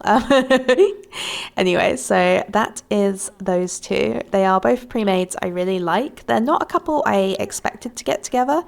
Like, I didn't really plan for them, but they ended up being really cute. Originally, I was going to have Stella and Tank get together, but once she hooked up with Clara, it was just too hard to not keep them together because they were so endearing. So, yes, that's them. And the very last household in Strangetown for the moment is Don Lothario, who I think I mentioned I've moved him into this house. I have not played him yet. I haven't decorated it. I'm not even really sure why we're bothering to load it up since there's almost nothing to see, but I feel like it would be weird not to at least say hello. So here he is, Don Lothario, and you can see he does have the want to fall in love with Nina, which is interesting because for ages after he married Cassandra, him and Nina weren't involved at all, and they just stopped seeing each other pretty much. But then he bumped into her dating someone on a community lot and got like really pissed off, and this was even with ACR installed, and normally he wouldn't care. So I kind of interpreted this like maybe he realized that he still had feelings for her and he missed her, and perhaps this is why after the divorce, I think Cassandra, even though she initiated it, she was more upset by it than Don. Don was like, right, well, time to move on then, I guess, haha. And, you know, having his fresh start in Strangetown, I think could potentially be quite good for him. I don't know if I see him and Nina getting back together, and we'll get into what's going on with Nina in just a minute, actually, because she is around. He also does still love Kaylin, and recently he has had a bit of a thing going on with Sharon Worth from Desiderata Valley. She's a romance sim like him, but their chemistry isn't amazing, so I don't know. Maybe they'll get together more, but I can see Sharon and Don both having kind of other priorities and other interests. Despite it being a romance sim, he hasn't like fucked around that much, and I don't even have anyone in mind for him to date, so maybe he'll just date townies for a bit. I can see he's got good chemistry with Crystal Vu. That could be something. Yeah, I don't know. I always thought him and Bella would have an affair, but it didn't actually end up happening, so I don't know. I really like Don, so it will be cool to get him more involved with this like Strangetown branch. I think my Don has a knowledge secondary. Yes, because he's a doctor, I thought. You've got to have at least a little bit of interest in gaining knowledge to do well enough to even become a doctor. Oh, and look, the neighbours have arrived, but he's not here. That could have been really nice to have him get to know these two. But I guess we can do that next time. Or I can do that next time when I'm actually playing him. Like, imagine if Don Lothario had an affair with Ophelia. I don't want that to happen, actually. That would be really weird. But yeah, anyway, that's that's Don. Right, and I've mentioned Don. So let's check in next. We're just going to nip into Veronaville. Veronaville is a very special neighborhood to me. It kind of has the most drama and story out of all my neighborhoods. The problem is, I know it would logically be next on the tour, but I'm kind of in the middle of the story, and I don't want to spoil it for people who read the neighborhood on Tumblr. So possibly we will skip Veronaville for now if we do continue the tour, and I'll just jump to a different neighborhood, maybe downtown or the universities, and maybe we could do the Veronaville leg of the tour in the distant future when I've actually kind of caught up with it gameplay wise, because like I say, I don't want to spoil any of the upcoming storylines that I have planned for my main Uberhood. But one household that is fairly uninvolved with that for now is the Caliente-Curious household. When Nina, after Don got married and then after her sister died, Nina ended up leaving Pleasantview because, you know, her high school sweetheart, who she once thought was the love of her life, had married somebody else, and then her sister had died. So she kind of had nothing. Oh dear, there was, I guess, a lot of custom content in this house that has gone wrong. What was this? Like string lights, maybe? Sorry, their house is just gonna look really bad, I guess. Oh, it's such a shame. It looked beautiful once. I'll maybe include some pictures. But so this is, oh my god, it's really gone to shit. This is why as well I don't use as much custom content when building anymore, because it's like just annoying when you have to like replace a bunch of things. Anyway, Nina, what was I saying about her? She ended up moving to Veronaville, and that's because it said in her biography that she was deeply in touch with her Mediterranean roots. So I was like, right, is she from Veronaville? I don't know, but maybe she would want to get like back in touch with these like roots she apparently has. So that is why won't this door, there we go. So that's why I moved her to Veronaville, and she moved into this house, which, to be honest, not my best work. But I did build it about 9 years ago, so, you know, I think it's all right considering. I could probably move her somewhere else, especially now that their house apparently has kind of gone to shit and all my decorating has broke. So maybe I'll change it out. But as you can see, Nina, she moved to Veronaville and she got a job at the Monty restaurant where she works as a chef. And she was very close to her boss, Antonio Monti, as well. They've had a little bit of a fling. But mainly, she ended up getting together with Chloe-Curious from Strangetown. The two of them, I think, have a lot in common, but they're also quite different in many ways.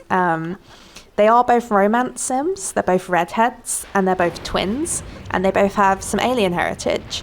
But I think, in a way, Chloe is more like Dina than Nina. You know, she's extremely outgoing, playful, a little bit on the sloppy side, a bit lazy. And so I think Nina, in a way, not in an incestuous way or anything, but Chloe sort of reminds her of her late sister in some ways, and that was part of what like drew them together and part of what she kind of missed having around. And Chloe is someone who is like very, very slutty, I guess, in a nice way. Like, you know, she's had many love interests. In fact, she recently achieved her lifetime want of woohooing with 20 different people. And apparently her new lifetime want is becoming a business tycoon, which will be really interesting because Chloe has, let's see, she woohooed with 20 sims and Gunnar Rock got to be lucky number 20. There was a bit where she got fired, right? And so since losing her job, Nina has kind of been the breadwinner who's providing for them both, while Chloe just sort of, I don't want to say lazes around the house and invites people over to have sex with, but that is kind of the situation. And I think for Chloe, it makes her feel very insecure having Nina kind of take care of them both. She does worry a little bit that Nina might leave her for being lazy and not like contributing to the relationship. But Nina actually does get a lot from being with Chloe, and Chloe just being like kind of a, not exactly a ray of life, but just a ray of light, but like just a fun person to be around. So the two of them are more compatible than Chloe fears, I think. Nina likes having someone who balances her out, because Nina is very serious, and having someone who like brings her out of her shell a bit is nice for Nina. She is very shy after all and very serious, like I said. Yeah, I really, really enjoy these two together. They're like maybe my ultimate pairing. I don't know. I just think they're really sweet together. They complement each other really well. It is an open relationship, of course, because they're both romance sims. And, you know, Nina does still, you know, she's got all these different people she's been involved with. The two of them do a bit of swinging. The Summer Dreams especially, they've had a few flings with. In fact, I forgot to mention this, Chloe is currently pregnant with Oberon's child, Oberon's summer dream. But Chloe isn't particularly interested in being a parent, so the summer dreams are going to adopt the baby when it comes, and Chloe and Nina can just carry on living their best child-free life. I don't see either of them as the parental type necessarily. And Chloe and Nina are also engaged. Chloe rolled a want to get married to Nina, and I can't remember if Nina also had the want, but she certainly didn't have like a fear of it. And I felt like they'd been together long enough that it sort of made sense for them, because they are very committed to each other, even though they're not like a traditional couple and they're not having kids together. I think, I could see them wanting a bit more security. I think I'll probably have Chloe take Nina's name because, Caliente and Curious kind of have similar rings to them anyway, but I think Chloe Caliente sounds nice, and there aren't any other Calientes, in the neighborhood, so... Although I guess the name will die off anyway since they're not having kids, but I don't know. I think Chloe Caliente sounds fun, so we'll probably go with that. I think, Curious, it's like she isn't really like knowledgey at all, but she is certainly, Caliente means hot, right? And Chloe's like, yeah, I'm hot, let's go. Oh no, why are we rolling a want to flirt with a dog, Chloe? Get a grip. I know this is just because my neighborhood's a bit corrupted, but I don't like to see it. So that's these two. They are going to have a wedding soon. I might even move them into a different house since this one's become so ugly. Or maybe I can do it up again, but I've always felt like this one is, it's not my best work. I think I could make a much cuter house for them now. So yeah, maybe I will. I'll have to remember to pack Nina's, chocolate making kit and Chloe's little slacker career award. Oh yeah, also how they've got the camera in front of their bed. That's a funny little touch. Anyway, yes, that is the Curious Caliente household. For the final leg of the tour, we're popping into downtown again because I do have a couple of former Strangetown residents who moved here. Right, first of all, we've got Jimmy Phoenix and Ripp Grunt. Obviously, I showed these two off a little bit in the last round because they are apartment neighbours with Lilith. But, I thought we'll show them again just for completion's sake. Ripp at university was a little bit of a hot mess. He was having, oh, for goodness sake, apartments are always so buggy. He had so many different relationships. He was always falling in love with everyone he went out with, but they never seemed to return his feelings and want anything serious with him. And I think a lot of that was because he would sabotage it. Like, he would make out he didn't want anything serious, and then afterwards he'd be like, oh, why doesn't anyone love me? And it was kind of a bit ridiculous of him, but people are like that sometimes, I think. Oh, something's happened with Jimmy's hair. Different hair. Oh, well. But yes, Jimmy Phoenix was his bandmate, and the two of them did end up falling in love, which was quite sweet. And I really enjoy them as a couple. We've got some pictures of Ripp and Dustin together as well. This is their apartment. Ripp, could you get changed into your everyday and come stand here so that people can see? Ripp is currently working in the slacker career as a projectionist. His lifetime one is to be a professional party guest, so this is like a dream career track. Jimmy Phoenix is working as a ventriloquist at the moment in the entertainment career. I don't know if I see entertainment. Oh, it is his lifetime one, so maybe I'll keep it. At the moment, these two are just kind of living their best life downtown. They were in a band, like I say, with Dustin at college, but they haven't really carried on doing the band. That was more of a college thing. Now they're just kind of vibing and trying to kind of get established in their careers properly. There they are.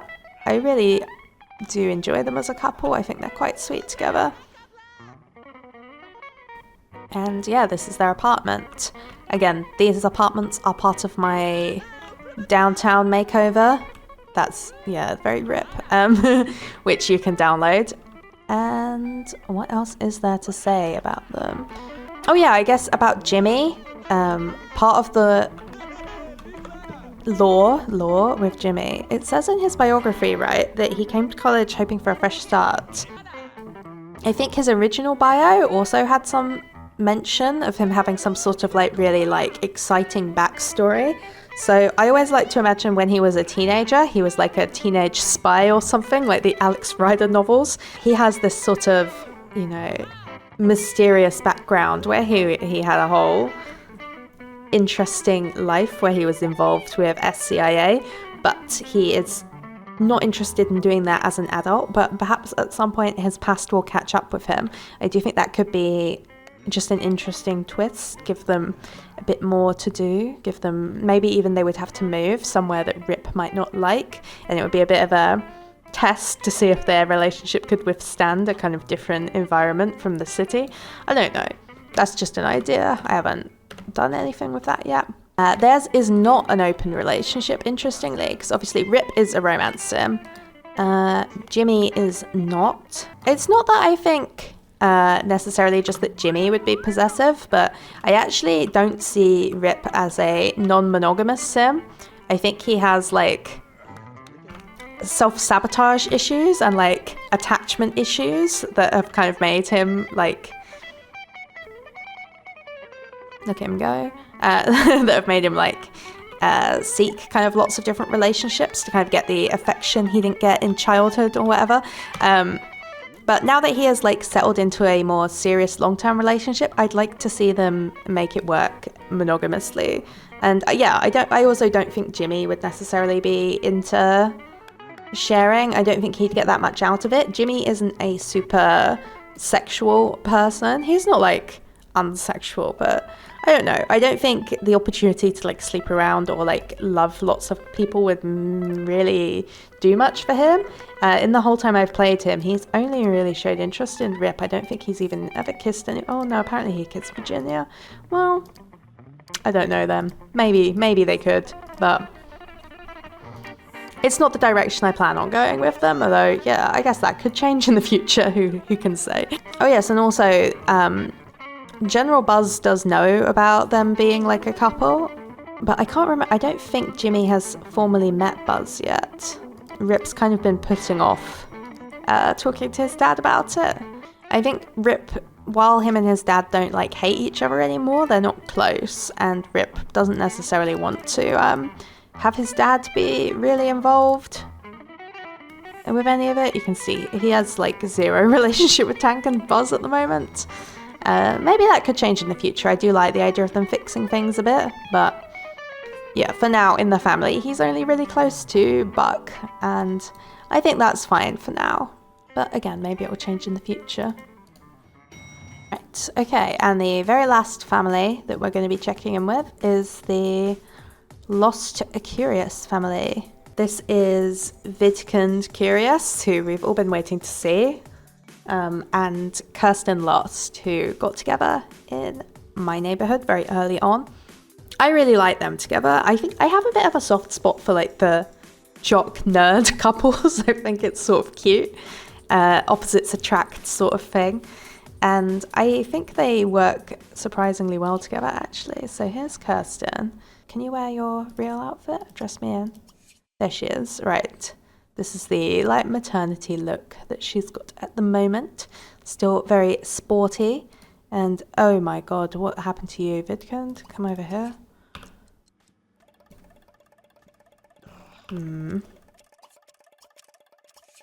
I'm getting real the game's going to crash soon vibes.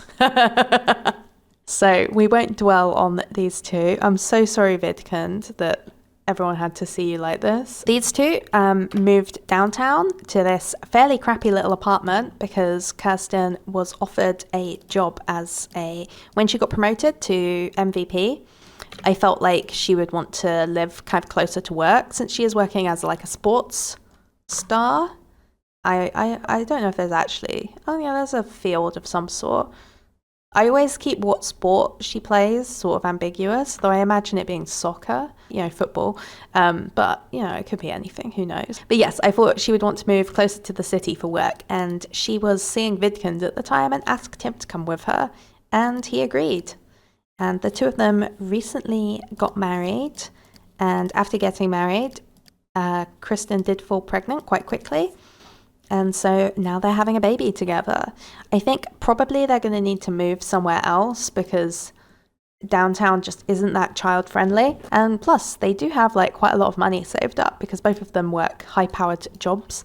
He is a scholar and she is a MVP, and they're both earning, you know, over $800 a day. So, you know, not bad, not bad. And so I could see them moving somewhere else, but I'm not sure where yet.